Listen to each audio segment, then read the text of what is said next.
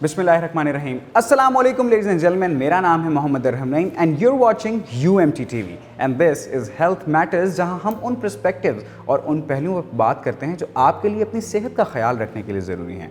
आज हम SHS campus में मौजूद हैं और हमारे साथ मौजूद हैं registered clinical dietitian ma'am Faiza कमाल। तो आइए उनसे बातचीत करते हैं। अस्सलाम वालेकुम मैम। वालेकुम। कैसी हैं आप? ठीक ठाक हैं? अल्लाह का शुक्र, आप कैसे? अल्हम्दुलिल्लाह। First of all thank you so much, आपने हमें इज़्ज़त बख्शी और यहाँ दावत दी। Thank you so much, so kind of you. अच्छा मैम, एक कॉमन सवाल जो हम जैसे कॉमन लोगों के जहन में आता है, बैलेंस डाइट क्या है? बैलेंस डाइट तो एक आम आदमी के लिए हम जिसे कहते हैं मतवाज़न ग़ज़ा।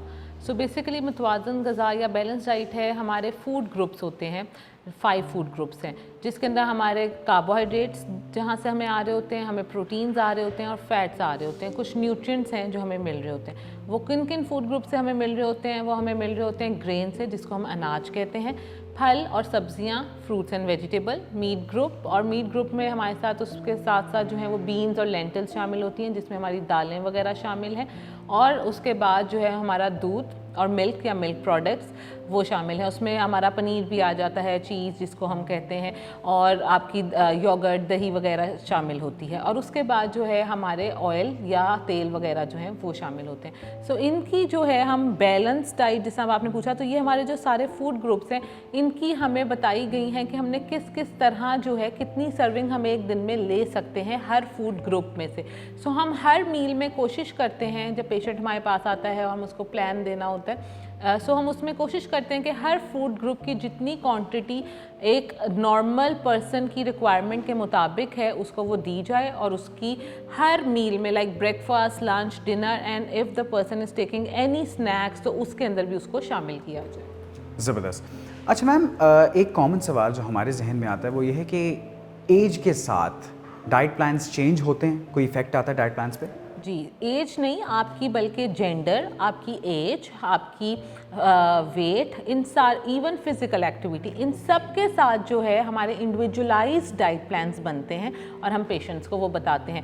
सो हम वन अप्रोच या मतलब हम ये नहीं कह सकते कि हर बंदे को हम एक ही जैसी जो है वो डाइट प्लान नहीं डिज़ाइन करें। सो बेसिकली इंडिविजुअलाइज्ड और पर्सनलाइज्ड डाइट प्लान जो हैं वो बनाए जाते हैं और उनको दिया जाता है। मैम, कोलेस्ट्रॉल लेवल आजकल जब हम ओल्ड एज में जाते हैं बढ़ जाता है अमूमन, तो कोलेस्ट्रॉल लेवल के लिए ऑयल के ऊपर पहले तो कहते हैं कि आपको हाथ हल्का रखना चाहिए, कुछ उसके लिए भी व्यूअर्स को बताएं कि कोलेस्ट्रॉल कंट्रोल करने के लिए हमें किन किन चीज़ों पर अमल करना चाहिए? अच्छा, कोलेस्ट्रॉल के लिए देखें बेसिकली ये है कि आपकी डाइट ऑब्वियसली, जैसे हमारे यहाँ का जो फूड है वो थोड़ा हाई फैटी फूड है, फ्राइड फूड का ज़्यादा यूज़ होता है।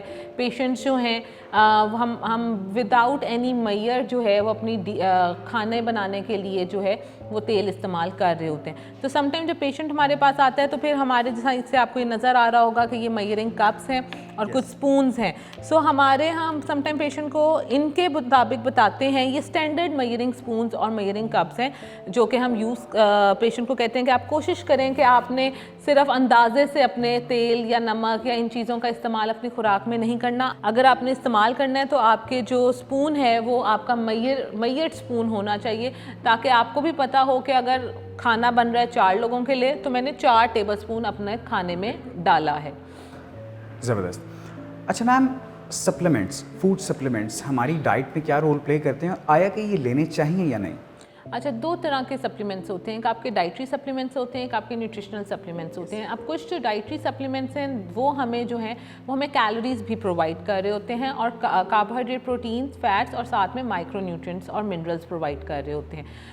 उसके अलावा जो हमारे न्यूट्रिशनल सप्लीमेंट्स हैं वो हमें कुछ स्पेसिफिक न्यूट्रिएंट्स प्रोवाइड कर रहे होते हैं। सो इट डिपेंड्स कि अगर पेशेंट की डाइट से उसकी डेफिसिट आ रहा है, हमें न्यूट्रिएंट्स हम कैलकुलेट कर रहे हैं और उसका डेफिसिट है कि उसको जितनी मिकदार ज़रूरी है अपनी खुराक की वो उसको उतनी नहीं मिल रही उस न्यूट्रिएंट की, तो फिर हम उनको न्यूट्रिशनल सप्लीमेंट्स देते हैं। मगर हमारा फर्स्ट एम यही होता है कि उनकी खुराक से उनके तमाम तरह के जो न्यूट्रिएंट्स हैं वो उनको मिलें और वो उसको मुकम्मल करें। अगर नहीं मिल रहे, कोई डिज़ीज़ है या पेशेंट किसी वजह से उतनी खुराक नहीं ले पा रहा, तो फिर हम उनको न्यूट्रिशनल सप्लीमेंट्स एडवाइस करते हैं। बट फर्स्ट एम यही होता है कि उनको खुराक के ज़रिए दिया जाए। है। अच्छा मैम, डाइट कॉन्शियस हजरात भी बहुत होते हैं, डाइटिंग कर रहे हैं, स्पेसिफिक चीज़ नहीं खानी। I have seen multiple people meat avoid करते हैं, चीज़ अवॉइड करते हैं, मिल्क अवॉइड करते हैं, तो उन लोगों के लिए कोई कमेंट्स और उनको कोई सजेशन?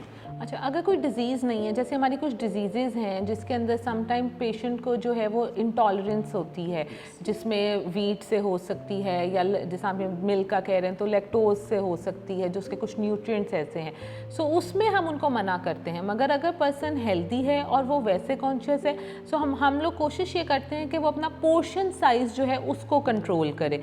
वो स्किप ऑफ अगर वो किसी भी एक फूड ग्रुप को, अब मैंने आपको जैसे बैलेंस डाइट का बताया था कि हमारे डिफरेंट फूड ग्रुप्स हैं, सो अब ये मीट हो गया या मिल्क हो गया, तो वो एक फूड ग्रुप को ही अपनी डाइट में से स्किप कर देगा, तो न्यूट्रिशनल डेफिशिएंसीज होने के इम्कानात जो हैं वो ज़्यादा हो जाते हैं। ज़बरदस्त।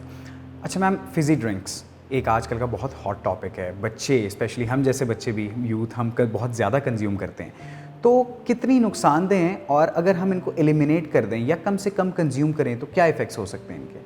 देखिए, वही बात है कि आपकी जो इतनी भी फिज़ी ड्रिंक्स हैं ये आपको high energy, high calories provide कर रही होती है। हमारा एम होता है कि हम कैलोरिक डेंस फूड ना दें, हम न्यूट्रिएंट डेंस फूड दें जो कि आपको ग़िज़ाइयत दे, ना कि सिर्फ हरारे और कैलोरीज दे रहा हो। सो जितनी भी ये फिज़ी ड्रिंक्स हैं वो आपको कैलोरीज ज़्यादा दे रहे हैं, यू फील एक्टिव क्योंकि कैलोरीज आ रही हैं, हरारे आ रहे हैं, बट न्यूट्रिएंट नहीं आ रहे। सो क्या होगा कि आप उस टाइम पे तो पी के शायद एनर्जी आ जाएगी आप में, बट आफ्टर सम टाइम आपका, क्योंकि न्यूट्रिएंट्स आपकी बॉडी को नहीं मिले, और बॉडी को क्या चाहिए, वो न्यूट्रिएंट्स चाहिए जो कि उसका फ्यूल है। सो अगर वो फ्यूल ही नहीं उसको मिलेगा तो बॉडी जो है वो फिर आपकी डेफिशिएंसीज की तरफ जाना शुरू कर देती है। ज़बरदस्त। अच्छा मैम, इस सारे सिनेरियो के साथ साथ अगर हमें एक हेल्दी लाइफस्टाइल एंजॉय करना है, हमारे डाइट के साथ साथ नॉर्मल एक्सरसाइज भी बहुत मैटर करती है। हम एक डाइट कंज्यूम कर रहे हैं, उसके साथ एक्सरसाइज करना भी लाजमी है, तो व्यूअर्स के लिए कोई इस मामले के ऊपर भी रोशनी डालें। फिजिकल एक्टिविटी, जैसे कि भी मैंने आपको पहले भी आप डायबिटीज़ का पूछे थे, उसमें भी मैंने वर्ड इस्तेमाल किया था। सो चाहे डिजीज़ पेशेंट है या नॉर्मल पेशेंट है, हमारी फिज़िकल एक्टिविटी उतनी ही इंपॉर्टेंट है जितनी हमारी डाइट। सो अगर डिजीज़ पेशेंट है तो उसकी डाइट, उसकी फ़िज़िकल एक्टिविटी और उसकी मेडिकेशन, तीनों का ट्रायंगल पूरा होगा। और अगर नॉर्मल पर्सन है सो उसके लिए ऑब्वियसली उसकी डाइट के साथ साथ फ़िज़िकल एक्टिविटी होगी। और मैंने आपको पहले ही बताया कि जब हम कैलोरीज कैलकुलेट कर रहे होते हैं तो उसका भी हमारी फ़िज़िकल एक्टिविटी, वेट, एज और हाइट, ये सब मैटर कर रही होती हैं पेशेंट की। सो हमने उसकी फ़िज़िकल एक्टिविटी को देखते हुए उसको कैलोरीज बतानी है कि वो कितनी कंज्यूम कर सकता है एक दिन में।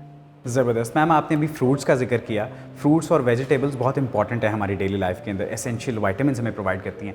बच्चे फ्रूट्स और वेजिटेबल से कोसों दूर हैं आजकल, तो बच्चों के लिए कोई एडवाइस, पेरेंट्स के लिए स्पेशली, कि वो बच्चों को राग़िब करें फ्रूट्स एंड वेजिटेबल्स की जानिब? उसमें यही है कि हम डिफरेंट तरह से उनको दे सकते हैं। अगर आप कोई चिकन की भी या कोई मटन का इस तरह से सालन बना रहे हैं, सो सब्ज़ी उसमें शामिल करें, सो उसमें उसके न्यूट्रिएंट जो हैं वो शामिल हो जाते हैं। फ्रूट्स का ये है, कोई आपकी स्मूदी बन सकती है, मिल्क के साथ उसको ब्लेंड करके दिया जा सकता है, आप योगर्ट के साथ ब्लेंड करके दे सकते हैं। मैंने आपको सीरियल का कहा कि सीरियल में आप स्लाइसेस कट करके डाल सकते हैं या क्यूब्स उसके डाल सकते हैं। सो इस तरह से डिफरेंट।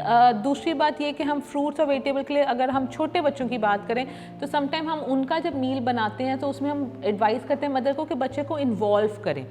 वो अगर इन्वॉल्व होगा, आप उसको कहेंगे, आपने सही बात है हम स्टोव के पास तो नहीं, बट विदाउट जो उसके हम कोई कटिंग भी आपने कर ली और सिर्फ उसने असेंबल करनी है अपनी प्लेट, तो वो असेंबल जब अपनी प्लेट में खुद से कुछ चंक्स किसी फ्रूट के और वो सब डालेगा, तो वो खुद से अपना जो जब एक बोल बना लेगा वो उसको कंज्यूम भी करेगा। सो ये हम जब अगर पीडियाट्रिक जो पॉपुलेशन है उसको हम देख रहे होते हैं, बच्चों को देख रहे हैं, तो हम उसमें उनको मदर्स को एडवाइस करते हैं कि समटाइम आप बच्चों को इन्वॉल्व करें, क्योंकि अब स्कूल्स में भी एक्टिविटीज़ करवाना उन्होंने स्टार्ट कर दी हैं कि आपका healthy food and junk food and उसकी जो है वो कंपैरिजन करके उनको थोड़ा एजुकेट कर रहे होते हैं। ज़बरदस्त। मैम, ये वाला पॉइंट आपने बड़ा अच्छा रेज़ किया, और what I think is that कि एजुकेशनल इंस्टीट्यूट्स को और ज़्यादा अवेयरनेस क्रिएट करनी चाहिए, स्पेशली बच्चों के अंदर, क्योंकि बच्चे हमारा मुस्तकबिल हैं। इस बारे में क्या कहेंगे आप? हमारा जो है बेसिकली न्यूट्रिशन एजुकेशन बहुत इम्पॉर्टेंट है।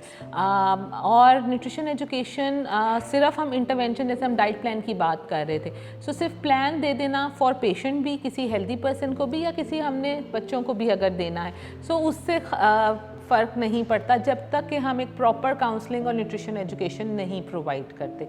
सो इसलिए स्कूल्स में भी हमारे जिस तरह बच्चे हैं, हम लोग की एक्टिविटी होती है हमारे यहाँ स्कूल ऑफ हेल्थ साइंसेज के अंदर डिपार्टमेंट ऑफ न्यूट्रिशन जो है, हमारे जब स्टूडेंट्स जो हैं अपना न्यूट्रिशन एजुकेशन का कोर्स पढ़ रहे होते हैं, सो उनकी एक्टिविटीज़ हम करवाते हैं कि वो डिफरेंट स्कूल्स में जाते हैं और वहाँ पे लेक्चर्स डिलीवर करते हैं about healthy diet, about different food groups, और इस तरह से वो बच्चों को भी एजुकेट करते हैं, उनकी टीचर्स को भी करते हैं, और हमारे इस तरह से एक्टिविटीज़ जो है हम स्टूडेंट से भी अपनी करवा रहे होते हैं। Thank you so much ma'am for your precious time. बहुत अच्छा लगा आपसे बात करके, and again thank you so much, आपने हमें यहाँ बुलाया और हमें वक्त दिया। Thank you so much, so nice of you.